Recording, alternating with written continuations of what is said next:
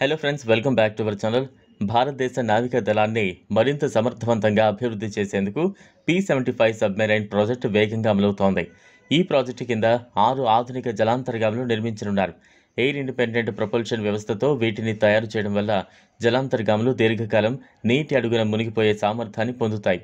దీని ద్వారా stealth machine సమర్థత మరింత మెరుగవుతుంది.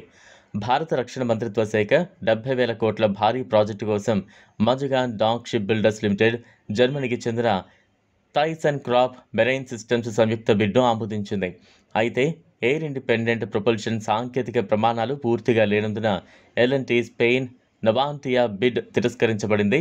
రక్షణ కొనుగోలు మండలి ఈ ప్రాజెక్టును ఆమోదించడంతో తదుపరి ప్రక్రియ వేగంగా జరగనుంది. ప్రారంభం నుంచి జాప్యాలను ఎదుర్కొన్న ప్రస్తుతం ప్రాజెక్టు మలుపు తీసుకుంది. ఈ ఒప్పందం త్వరగా ఖరారైతే మొదటి జలాంతర్గామి 7 ఏళ్లలో సిద్ధమవుతుంది. 2032 నాటికి వీటి మోహరింపు పూర్తవుతుంది. ఈ ప్రాజెక్ట్ ఇండో పెసిఫిక్ భద్రతా వ్యూహంలో కీలకంగా మారనుంది. సముద్రంలో చైనా వంటి పొరుగు దేశాల సముద్ర సవాళ్లను ఎదుర్కోవడంలో ఇది గణనీయమైన ముందడుగు. AIP ఎయిర్ ఇండిపెండెంట్ ప్రొపల్షన్ అనేది ఒక ఆధునిక సాంకేతిక పరిజ్ఞానం. ఇది జలాంతర్గాములకు బ్యాటరీలను రీఛార్జ్ చేసేందుకు ఉపరితలంపైకి రాకుండానే నీటి అడుగున మరింత ఎక్కువ సమయం కొనసాగేందుకు వీలు కల్పిస్తోంది.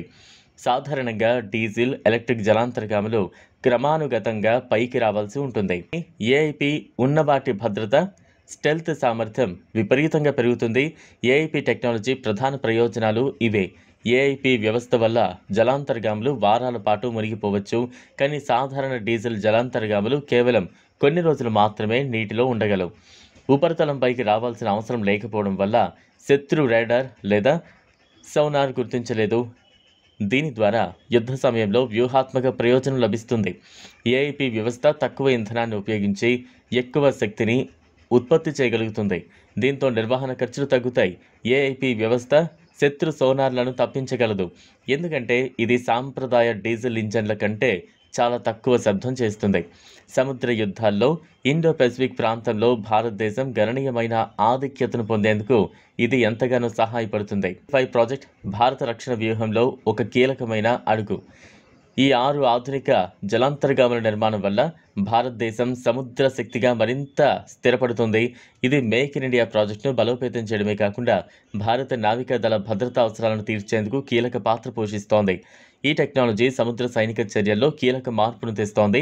రక్షణ మంత్రిత్వ శాఖ, MTL, TKMS భాగస్వామ్యం ద్వారా ఈ ప్రాజెక్టు త్వరగా అమలైతే భారత నావికా దళానికి ఇది అత్యున్నత శక్తినిచ్చే గేమ్ చేంజర్ ప్రాజెక్ట్ అవుతుంది. ఇదిలా ఉంటే INS అర్ధమాన్ పేరుతో నిర్మిస్తున్న మరో భారీ అణుశక్తి జలాంతర్గామిని మరో 6 నెలల్లో నౌకాదళ అమ్ముల పొదిలోకి చేర్చే అవకాశం ఉంది. ప్రస్తుతం దీనికి సముద్ర పరీక్షలను నిర్వహిస్తున్నారు.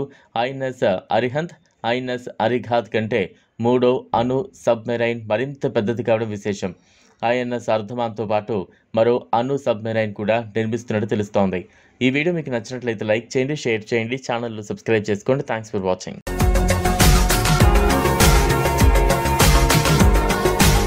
మరిన్ని అప్డేట్స్ కోసం మా ఛానల్ని సబ్స్క్రైబ్ చేయండి.